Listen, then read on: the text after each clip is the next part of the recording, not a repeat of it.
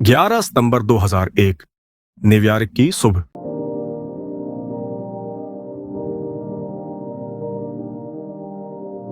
हवा में नमी थी मगर आसमान साफ। लोग अपने कामों को जा रहे थे। किसी के हाथ में काफी, किसी के हाथ में अखबार। न्यूयॉर्क के जड़वां टावर्स, वर्ल्ड ट्रेड सेंटर धूप में चमक रहे थे। ये वो इमारतें थीं जिन्हें दुनिया ताकत की अलामत कहती थी। कभी किसी ने सोचा भी नहीं था कि चंद घंटों बाद यही टावर इंसान के गुरूर की कब्र बन जाएंगे। सुबह 8:14 बोस्टन के हवाई अड्डे से अमेरिकन एयरलाइंस की फ्लाइट 11 रवाना हुई। लॉस एंजलिस जाना था, लेकिन इस जहाज पर बैठे कुछ लोग उसे एक बिल्कुल मुख्तलिफ समत में ले जाने वाले थे। 5 नौजवान जिनके चेहरों पर सुकून मगर आंखों में एक तूफान छिपा था। इनमें से एक था मोहम्मद अता, एक मिस्री इंजीनियर जो बरसों पहले अलकायदा के नजरिए में डूब चुका था। जहाज ने उड़ान भरी। पायलट को मालूम भी न था कि चंद मिनट बाद काकपट उसका नहीं रहेगा। 8:40 सुबह न्यूयॉर्क के आसमान पर एक धमाका गूंजा। वर्ल्ड ट्रेड सेंटर के नॉर्थ टावर की 39वीं मंजिल में बोइंग 767 टकरा गई। आग, धुआं, शीशे और राख सब एक साथ फजा में बुलंद हुए। इब्तदा में सबने सोचा शायद हादसा है, किसी पायलट की गलती या मशीन का फेल होना। लेकिन सिर्फ 17 मिनट बाद दुनिया को यकीन हो गया, यह कोई हादसा नहीं बल्कि जंग का ऐलान है। 9:03 सुबह दूसरा जहाज यूनाइटेड फ्लाइट 175 न्यूयॉर्क के साउथ टावर से जा टकराया। टीवी चैनल्स पर लोग लाइव देख रहे थे। ये मनाजर हकीकत से ज्यादा फिल्मी लग रहे थे।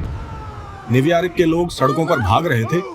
कोई अल्लाह पुकार रहा था, कोई अपने दफ्तर वालों को फोन कर रहा था और सिर्फ चंद मिनटों में दुनिया बदल गई। इसी वक्त फ्लोरिडा के एक स्कूल में सदर जॉर्ज डब्ल्यू बश बच्चों के साथ किताब पढ़ रहे थे। चीफ ऑफ स्टाफ उनके कान में झुके।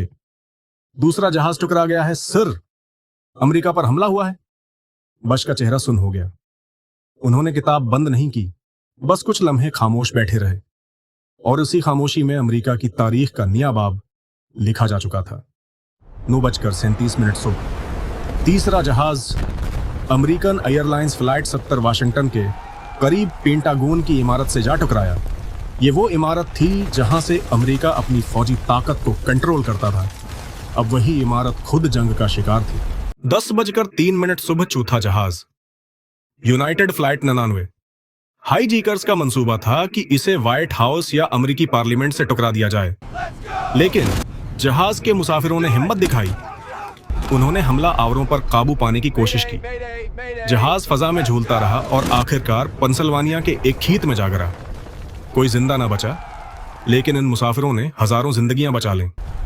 10:28 सुबह न्यूयॉर्क के आसमान पर धूल का एक बादल उठा। वर्ल्ड ट्रेड सेंटर के दोनों टावर जमीन पर गिर गए। धुआं, चीखें, राख, हर तरफ कयामत का मंजर था। 3000 इंसानों की जिंदगियां चंद मिनटों में खत्म हो गई।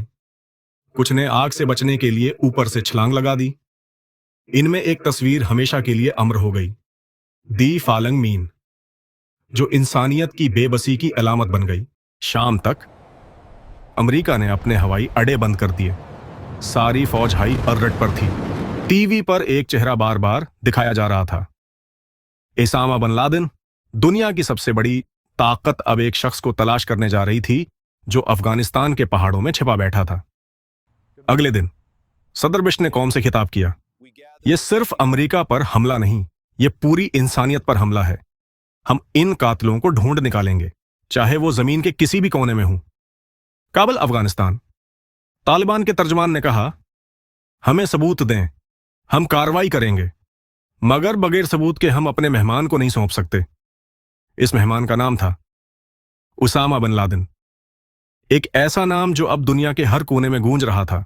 कुछ दिन बाद अल जजीरा चैनल ओसामा की एक वीडियो नशर हुई। चेहरे पर सुकून, लबों पर मुस्कुराहट।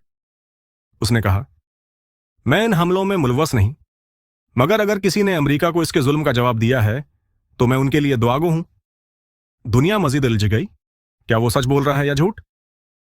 अमेरिकी इंटेलिजेंस ने फैसला कर लिया था, अलकायदा जिम्मेदार है और अफगानिस्तान इसके लिए पनाहगाह। 7 अक्टूबर 2001 को अमेरिकी फौज ने बमबारी शुरू कर दी। नाम रखा गया वॉर ऑन टेरर।